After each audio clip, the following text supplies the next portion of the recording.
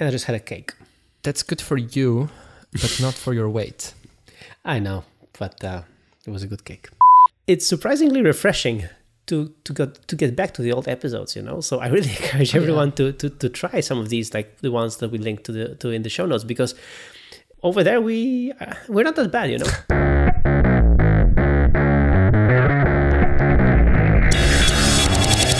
Hello, I'm Radek. I'm Michael. And this is the podcast. A sounding board for interesting ideas and insights. We discuss books we want to share with you, as well as technology and productivity, which is what we do by day working on our app, Nozbe. Or whatever else comes to mind. So let's get back to talking productivity and talking about deep work. On our show, a lot of episodes kind of come and go in themes, and there was a period where we discussed a lot of related topics, some related to deep work. Lately, we've been talking a lot about iOS and automation and whatnot, but it's time to get back to this. And I have, recently, I guess not only recently, but I've struggled to really consistently achieve deep work, to consistently achieve, to get myself into the state of flow. So I guess we should first sort of explain to newer listeners what the idea of deep work and flow is about. Yeah, exactly. So deep work comes from the book Deep Work by Cal Newport. And again, a friendly reminder, another book by Cal Newport, So Good They Can't Ignore You, will be discussed next week. So if you haven't read it yet, go get it, go read it, because the discussion will be very relevant and you'll have more takeaways. So anyway, Cal Newport wrote this book about deep work, and deep work is this flow, is this moment, is this state when you're focused and you're just focused on your task at hand. And there are no distractions. You're just doing your thing. You're really providing value, right? You're really using your all your abilities to create genuine value, to create something that is just genuine, good, new, whatever. Like this is this moment where you're not just organizing this, organizing that. Just really creating value, creating impact by doing something that you should be doing. Yeah, I've just looked up my notes for the book, and I think those are pretty good. So deep work is, first of all, work at highest level of focused attention. So this is related to the idea of flow by Mihaly Csikszentmihalyi. Wow, what a difficult name. And it's like, like sometimes you're just so focused on something, like you're in this like perfect psychological state that nothing else exists, right? That you kind of forget about everything else. You're just completely in the moment in what you're working on. This feels great. This feels great and is super productive. So that's one thing. The second thing is deep work is something that requires our high expertise. So it's not something easily delegatable. It's something generally creative, not repetitive, not logistical. It's not meetings. It's something that stretches the limits of our minds and of our abilities. So having a meeting, might be necessary, might be good, but not deep work. Usually like writing something, trying to figure something out, design something. A lot of programming work for me is something that can be deep work, but isn't always. Like we tend to just regress to doing shallow work, things which might not be bad, might be even necessary. We all need some shallow work, but are not really that. They don't feel as good. We're not as productive. We don't have this focused attention. We're not stretching our limits. We're not learning, not really learning. It's not something, very creative. So deep work is something very highly desirable for me, because it makes me better. This is where I learn. This is where I grow. And this just feels awesome. It's hard to get to that state. It's hard to achieve it, but it just feels amazing. It provides a lot of intellectual stimulation, which is something very deeply desirable in for me in my life, the pursuit of intellectual stimulation. But it's hard. Again, it's hard. It's really hard to get to that state. Yeah, and the thing is that deep work is about really your contribution, like a good contribution, right? And normally, and the problem that we have with deep work is that this was one of the main arguments from the book, which I remember, is the fact that our society right now is structured with Facebook, with social media, with all these things, is structured around shallow work, shallow things, shallow reading of articles, scanning, skimming, not really engaging with stuff. So the skill to switch to deep work, to switch off distractions and to switch to be focused and be doing what you should be doing is a skill that we have to practice. It's not something that comes easy right now. Like what comes easy is like opening an iPhone and just scrolling through Twitter. This is easy. But opening an iPhone and writing a poem or writing an article or writing an outline of something, this is not that easy because you have to focus. You have to, you have to really focus on what you want to do. So this is a skill that we have to master. It's probably even harder for the younger generation because, again, technology allows us to be quicker and faster and more immediate. Yeah. And that's great, but it's really challenging psychologically. Like we still as a society haven't figured out how to deal with technology on a psychological level because it pushes us further and further to be constantly distracted, to have continuous partial attention and never our full attention. Exactly. That's why this is a skill. It's a skill to get to deep work, to do deep work, to do it consistently, to do it regularly, and to do it more than the shallow work, because this is when the great stuff happens. Yeah.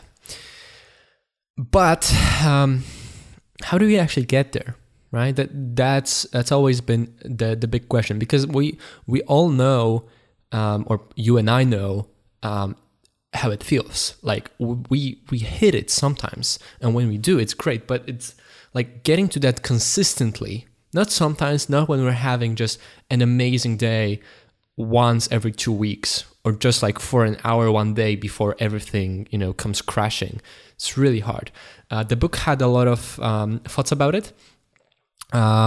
Recently, I think I came across, I just kind of figured out some new ideas that I think helped me achieve it more regularly. I'm still playing with it. It's still kind of work in progress. It still doesn't work as consistently as I would like, but it definitely makes it more likely to actually happen.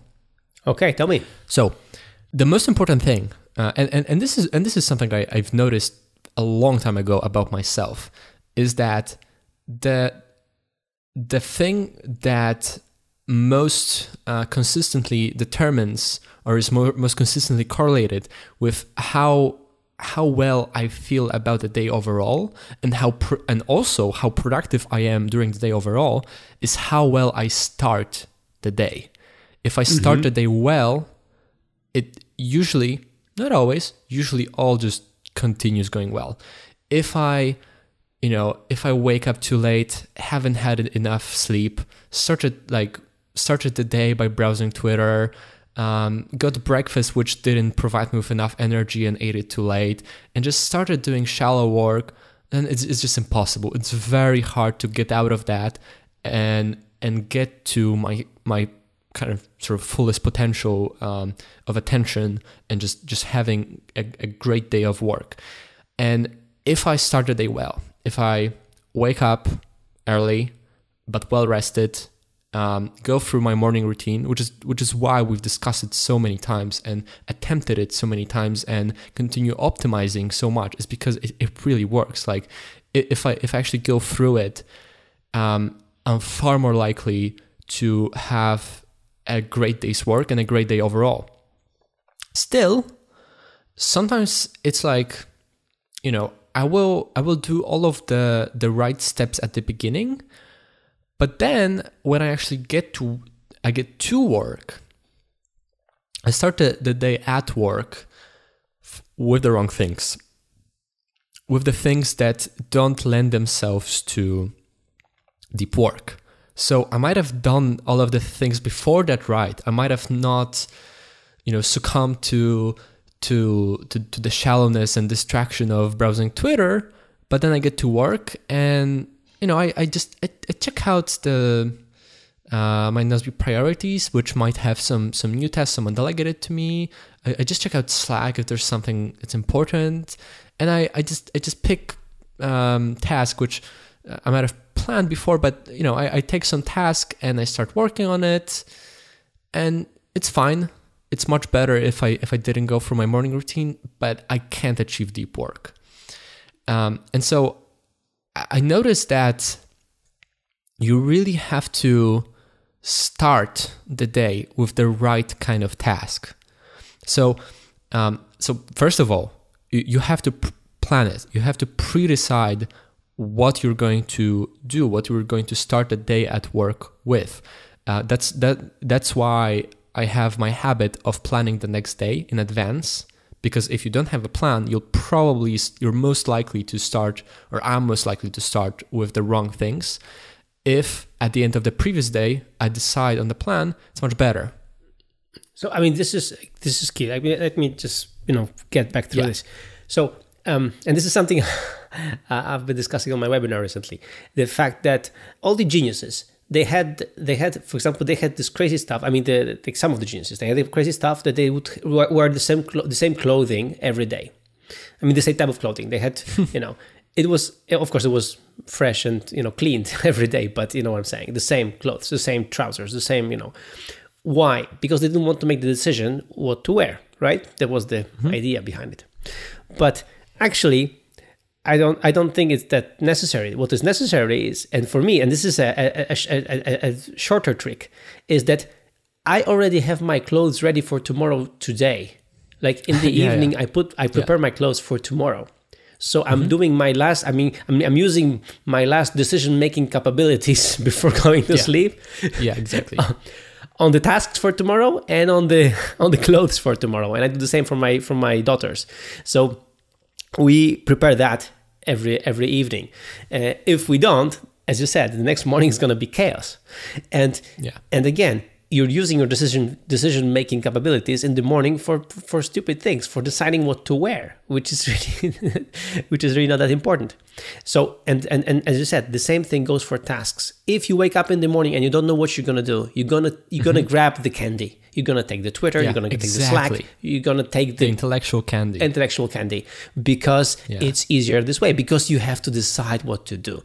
But if you have pre-decided what to do, like that's why in the last 2 weeks I've had such a great productive time, because I've been following what we've discussed on this show. I stole the plan day workflow from you. I moved my journal to Ulysses, which will be easier. I optimized my workflows to make sure that every day before going to sleep, I write my journal and I prepare the things for tomorrow, the big rocks for tomorrow. And that's why the last 2 weeks have been so productive for me, because I have pre-decided these things. And also with that, I have pre-decided on the clothes and pre-decided on all the other things. So it was like it all comes together, because then, as you said, when you wake up in the morning, even if you're not that, even if you haven't had the best night, you don't have to waste your energy on deciding on anything. You just see what you got, let's do it. So it's a lot easier. Yeah. So that is like the necessary first step, and those are all things we've already discussed on the show, and there are things which these days I mostly follow. Like I've kind of got to the point where those things mostly work, where I rarely like mess up completely my morning routine. Sometimes I do. Today I did. But most of the time it works. It took a long time. Like the simple things, the simplest of things we discuss are the things that you have to really hammer home for a long time before they really stick.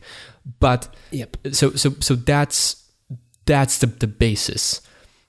But I noticed that even if I do all of that, even if I decide on the tasks to do for the day, they're not necessarily going to to allow me to do deep work. So what I started doing, and it's the simplest, most silly thing, but it does work. Not always, most of the time. It really helps, is what I'm saying. Is I'm marking especially the first task for the day, and it has to be a very specific kind of task. So I might have a plan for the day, like here's like today I will do this. I'll record 2 episodes of the podcast with Michael and all of that. Like I'll plan the next day, consulting with the tasks I have to do and things that I have to do in this week in general.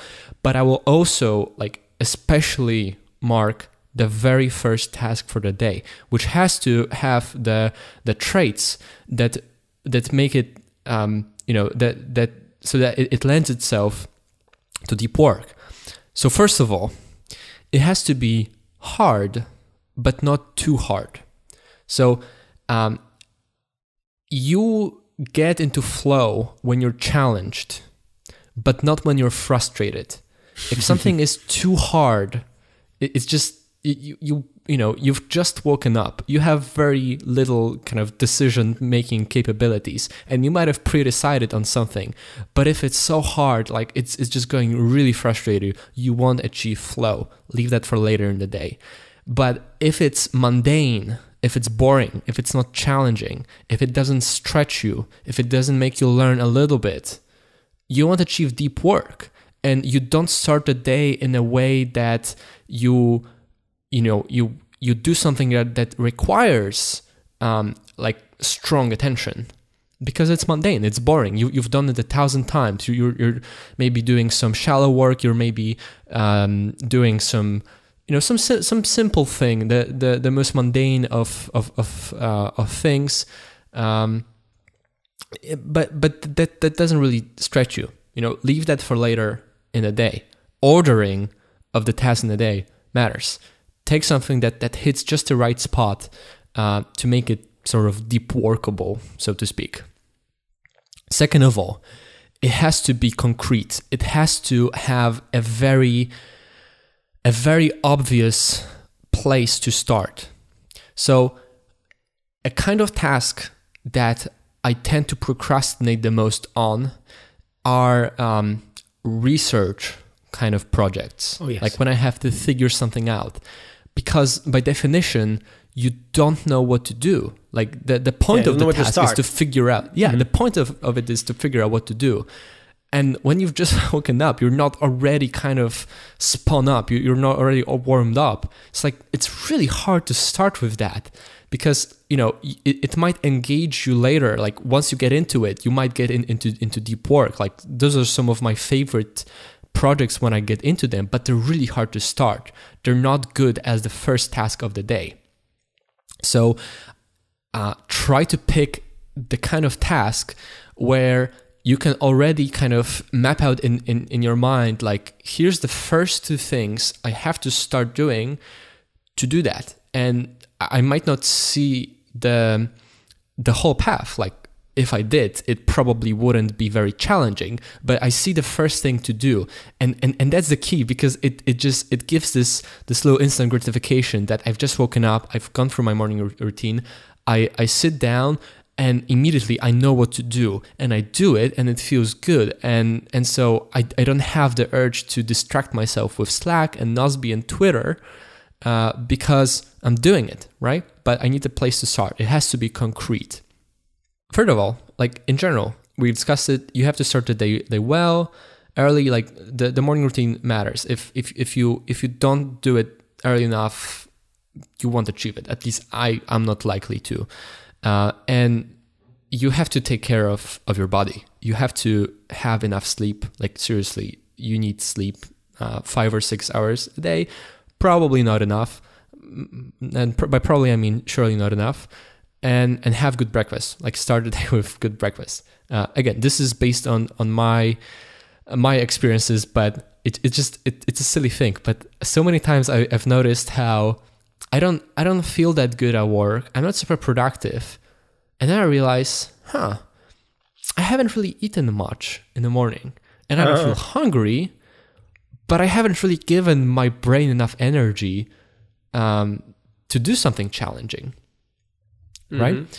And then the key is to start doing the first task without any distractions. So I do not look at Nozbe, or I do not look at my whole priority list, at new comments.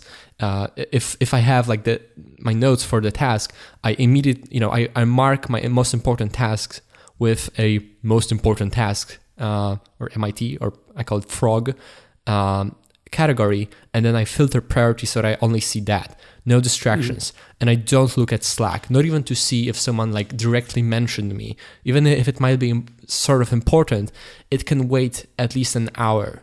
So, for me, the way my day works is I try to wake up at 8. Earlier is too early for me. And I try to get to work by 9, hopefully a little sooner, but 9 is okay. And then at 10 a.m. during a workday, we have a short 10-minute meeting, kind of updating everyone on what's up. And so I try to use that first hour or hour and a half in the day before the Scrum to do that. And the idea behind that is it's sort of after Scrum, it's late enough that it's okay if I look at Nozbe and Slack list a little bit to see for the most important things. But if I don't do it by 10, it's fine. Even if something is fairly important, if the world is not burning, it can wait until 10. And still, even this hour and a half started with this task, which sort of is optimized for deep work, challenging, but not too hard and very concrete. I'm far more likely to get myself into this sort of, deep work state, into flow. And then even though I have to break myself out of it a little bit for the Scrum, and then sometimes after Scrum, I'll spend just 5 minutes seeing if there's anything important, not browsing everything that's new. That's for later in the day. But the most important thing, if the first hour and a half were 100% focused, an intense focus, working on something fun and challenging and concrete, I'm 10 times more likely to continue that for at least the next 2-3 hours before I have to get on with tasks that might be shallower, but that's fine. But even if I have a day where I can't really do a lot of that stuff, where I have long important meetings or have to do a lot of work which is not deep, at least that hour in the very, very morning, I try to do that. So even if I don't have to do it today, even if I won't finish the whole task, just planning, this first task of the day to be kind of deep workable makes it far more likely that I just have a great productive day at work. Yeah. So I think you're making a good point about the fact that this task should be as precise as possible. Yes. Because this is really important. This is again, to make the pre-decision really pre-decision, so you don't have to really yes. to lower the barrier of entry as much as possible. Exactly. Because you have to enter the zone and then you can keep going. But you to just it's like this concept of in David Allen's book Getting Things Done, the concept of cranking widgets. If you know that yes. you have to crank this widget at this table at this station, and then you put it here and it goes out, it's there is no thinking involved. All you do is just do that. And it's the same thing. You don't want to be thinking about the process. You want to be thinking on the contribution, on the thing you should be doing, right? So make sure that the process is as easy as possible.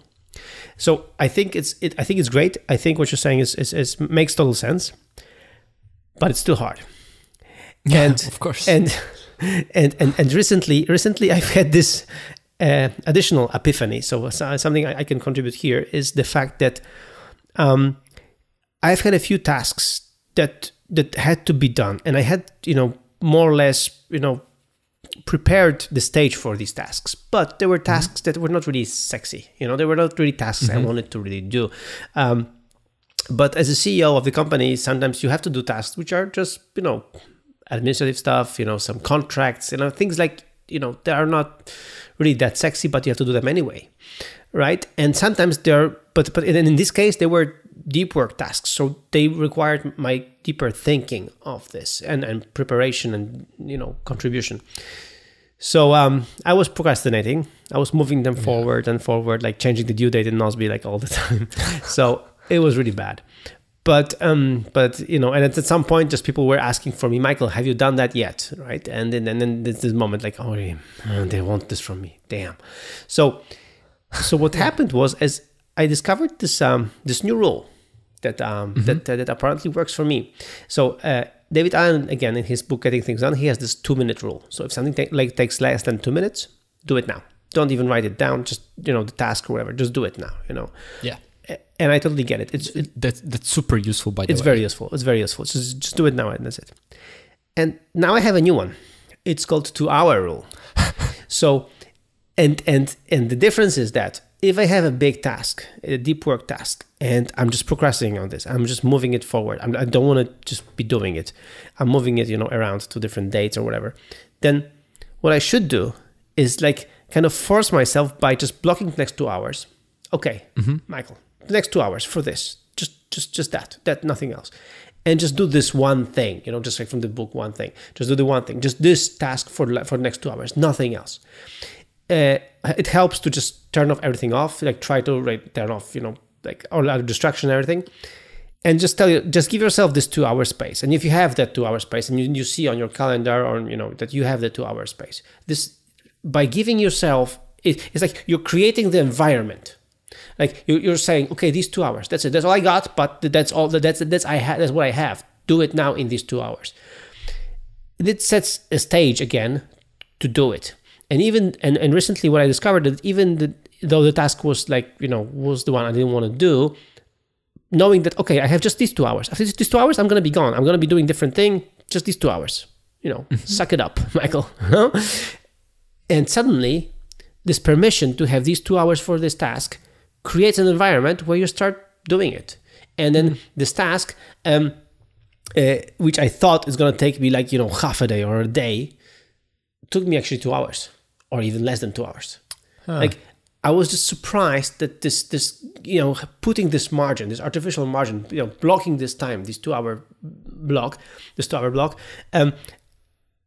enables me to just relax and just do this and nothing else. And I don't know, for some reason it works, and I've had a few of these recently, and every time I would do that, it would be no problem. Just these 2 hours. After these 2 hours, I have this meeting, whatever. So I'm just have these 2 hours, or after these 2 hours, I'm going to go for a run. These 2 hours. And suddenly it just works because you have this constraint. But on the other hand, this is a bigger constraint because it's just 2 hours. So, it's quite a lot of time. It's not, 15 minutes, right? So you don't have to rush through it. You have time to get in the flow. You get in the zone. You have, there is, I can spend half an hour preparing, setting up things, but I know I still have an hour and a half to continue on the task, even if I spend one Pomodoro on just setting everything up for this difficult task.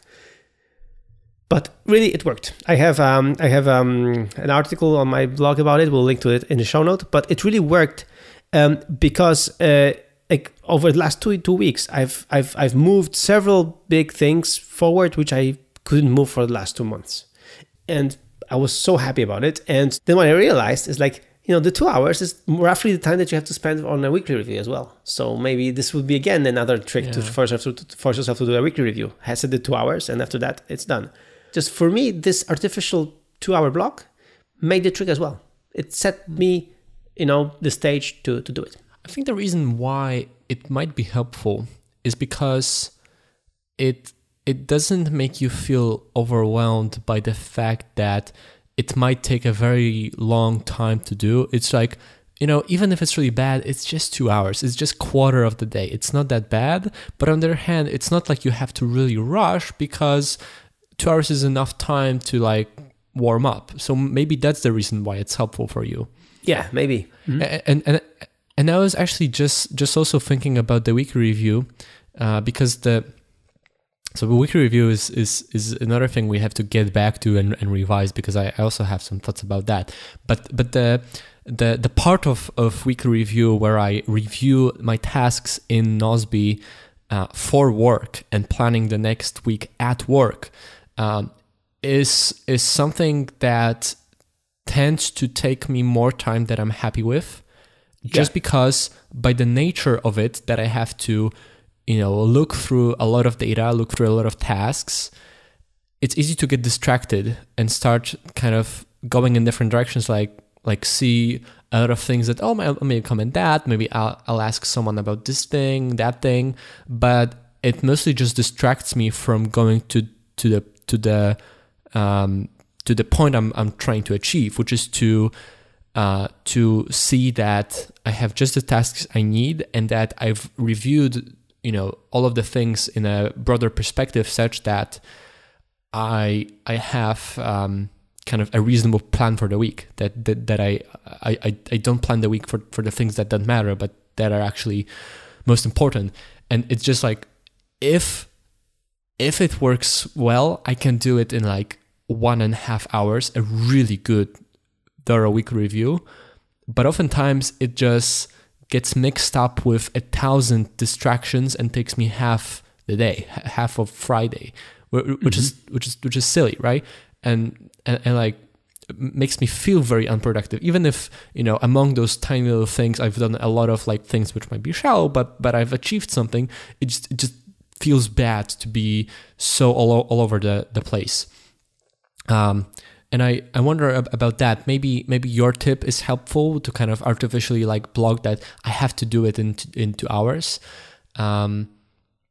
Maybe, I don't know, maybe I have to go offline to do it, so that, Nozbe syncs, so I see all of the data I need, but there aren't new things coming in that pop up and distract me. Yeah. I don't know. I'll have to play with that as well. Yeah, and another thing that what I want to highlight again, what we discussed today, like what you said about this trick of setting the first task very well, so that you just, attacking it head on in the morning, pre-deciding before. Like all these things contribute to a larger picture, which is boring, but which is really useful, is the structure. Like that you have the structure, the structure and the habits of the morning habit, the evening habit, the preparation, the pre-decision, the weekly review habit of reviewing things. Because if you review things on Friday, you're gonna just again, it's the same thing. On Monday, you will know what to do. You don't have to, exactly. Like it's easy. It's like on Monday, you don't have to do the review and now think, because I've been doing this wrong for many years, doing the weekly review on Monday. It doesn't make sense. That's wrong. Yeah. Because then on Monday you have to think what you're gonna be doing this week. It's stupid. Again, you have to pre-decide before. So what I'm saying is that all of this is a structure, and for some people it might be unspontaneous or boring or whatever, but really, I have data, and this data proves that when I have the structure in place, I'm just using my time better. I'm more spontaneous, because then I have more free time to do things, and I'm happier because I've done things, I have accomplished stuff, I've been doing the deep work. So I look what I did. Now I can go on and have some fun with friends because my conscience is clear, right? Like and I just feel good about myself. Yeah, that's really interesting. I don't track deep work anymore. Not in an explicit way, because I just found it to, well, never mind. But for a time I tracked that, and I also, like I mentioned when we talked about the magic spreadsheet, I track something of an indicator of how well I felt overall about the day. I kind of like, how good the day was. And I haven't actually run the numbers, but I can tell you with 100% certainty that there's going to be a very high correlation between me feeling great about the day and me having a lot of deep work. And I'm pretty sure that the causation isn't just that when I feel better overall, I'm more likely to be productive, but also when I'm more productive and I do the things that make me more productive, so have the good morning routine and start the day well, I'm far more likely to just feel great and feel happy. Exactly. Mm-hmm. Yeah, and one more thing about, again, pre-deciding, pre-planning, starting from the right thing, and making it concrete. This is a way of explaining it which we haven't used in a very long time. But for me, a lot of those things, a lot of monkey brain optimization, as another phrase we haven't used in a long while, is about managing friction. Mm-hmm. You want to make it such that the things that you want to do, that you intend to do, are as easy as possible, have as little friction for you to start doing them, that they don't have obstacles that make you dread doing that in the moment, even though you want to, like, in a broader sense, and also manage friction such that the things you don't want to do are kind of harder, right? So it just when you go through the whole history of productivity talk on the podcast, so much revolves around that, right? When you have a plan in place, when you have the first task, which is concrete, which has a place to start, you just reduce the barrier of entry. You have very low friction to actually do it. And it's much more likely if your energy is easier to flow there in a way, because there's less friction. And at the same time, like if you find yourself constantly distracted with Twitter and whatnot, make it harder for yourself to get to Twitter. And we've discussed this on other shows. Our editor will have a lot of work to put up all the links to all of the things in the show notes, but there's a lot of good stuff in the backlog, and I'm glad we got back to discussing personal productivity this week. Yeah, and just as I mentioned in the last episode, it's surprisingly refreshing to get back to the old episodes, you know. So I really encourage everyone to try some of these, like the ones that we linked to in the show notes, because over there we're not that bad, you know. The discussions are really good. Like I mentioned that I was just listening to us talking about TGIF and things, and it was a very good episode.